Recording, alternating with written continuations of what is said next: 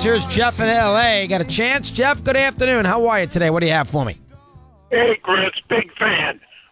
You know what ticks off young people more than anything else? What's that? Old people sticking with the way they've always done it, right? Even though technology exists to do it right. Young people hate people who are resistant to change. That's what it comes down to. Every single broadcast of a game has a pitch box in it, and everybody watching it, including the kids, can see the ones 3 inches outside called strikes and the ones 2 inches in the box called balls. And then it affects pace of play because we lost Jeff, but I get the idea. You want to see more strikes called, so the batter has to get up there swinging the bat. Listen, there is a lot of scenarios with the pace of play that I don't think the mound visits and or pitch clocks or making sure the inning starts after 2 minutes and 5 seconds. There's nothing there. They're trying to get rid of the dead time, but that's not going to get rid of the dead time. The biggest issue to me in the sport that needs to be changed, that unless they figure out a way to do it, which I don't think they will, is the idea that the parade of relief pitchers in the game. That to me is the crux of your problem.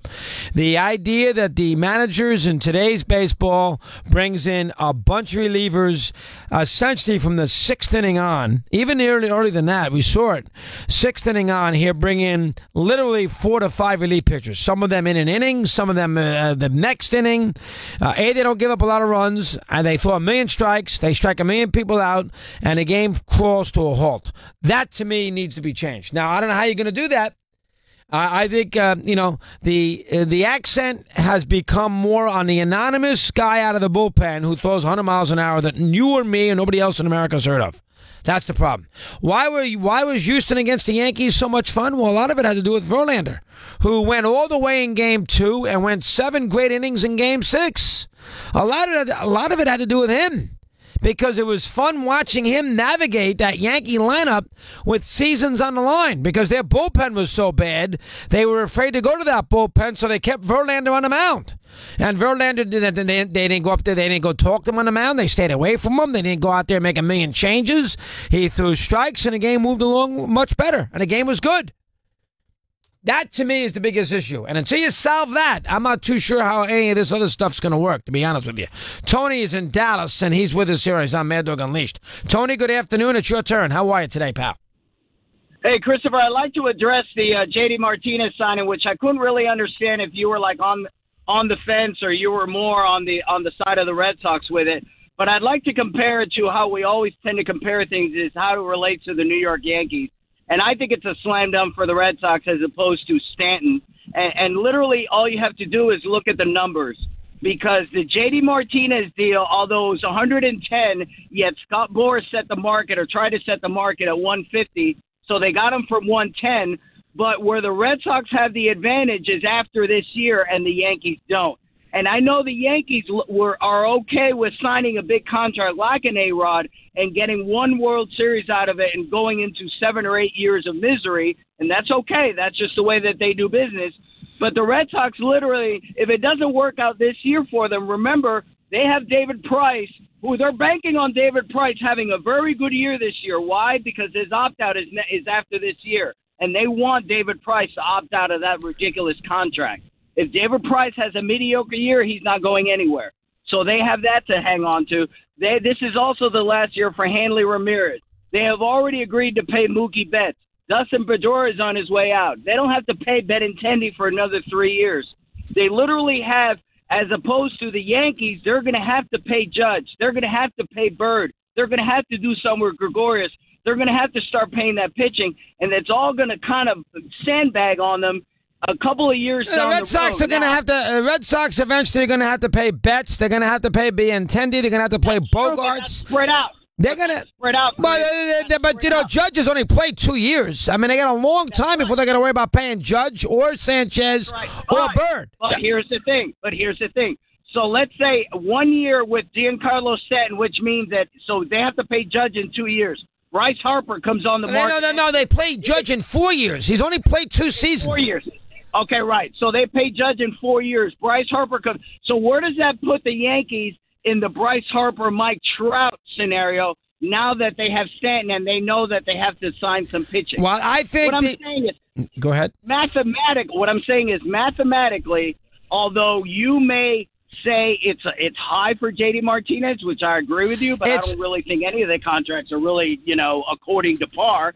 But it's not the 150 that Martinez was. I understand. It's 2 years, $50 million. It's 2 years, $50 million, essentially.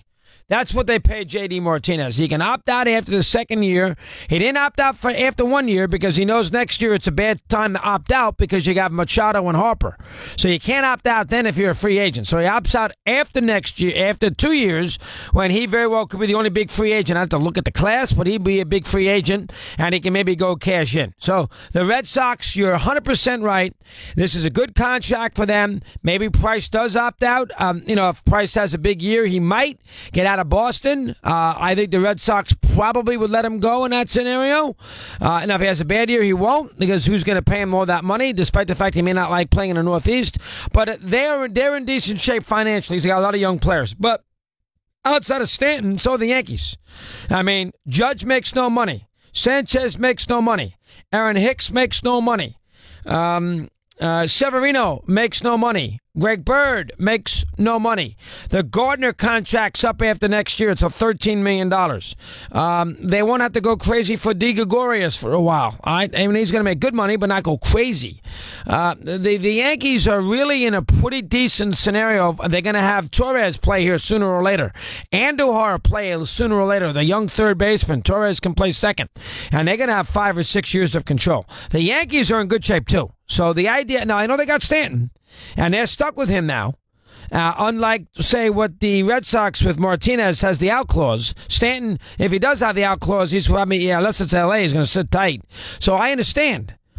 And Stanton is a problem. But the Yankees got lots of young players as well, so I wouldn't go too crazy. Mark in Maryland, and he's aboard. He's on Mad Dog Unleashed. You say hello. Mark, good afternoon. How are you today?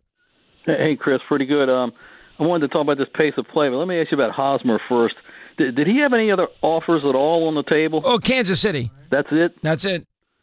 Wow. I think Kansas City may have been for a little bit more money. I think at the end, San Diego sort of gave him the 8th year. I don't know if the Royals, I don't know where they were there at the end. I think he was hoping the Red Sox, but the Red Sox brought back Moreland, so that was out. Yeah. And then they obviously have to play Ramirez there at times too. So and they wanted power, and Hosmer's not a home run hitter. No. So I mean, there wasn't a ton of places he could have gone to the Cardinals. I don't know if they talked to St. Louis or not. But he ends up in San Diego. That's a good contract for the Padres. It's not ridiculous money, $20 million a year. Go ahead. The only thing I'm thinking about that is that San Diego, it doesn't seem like they're going to be, like if they got to be good all of a sudden, are they the type of team that would go out and sign a Verlander at the deadline, to put themselves in? Well, I know San Diego's not at that point yet, Mark. Yeah. I mean, because they're a couple of years away. If San Diego, that's never won a championship, if they feel they're one big pitcher away, I think they go out there and get that pitcher. I really do. It's a good thing. You didn't go to the usual teams that these guys go to, but well, remember the Cubs have a first baseman. The Red Sox got a million guys who are interchangeable. The Yankees have Bird. The Dodgers have Bellinger. So I mean, big markets. The Giants have first baseman. There's not a ton of places you can take those big markets out of the equation. Yeah. Most teams, remember that, Mark, as you know, most teams have first baseman. Nationals have Zimmerman. They have to pay him. He's got to stay. Most teams have first baseman, so that makes it tricky. Go ahead. Yeah, no doubt.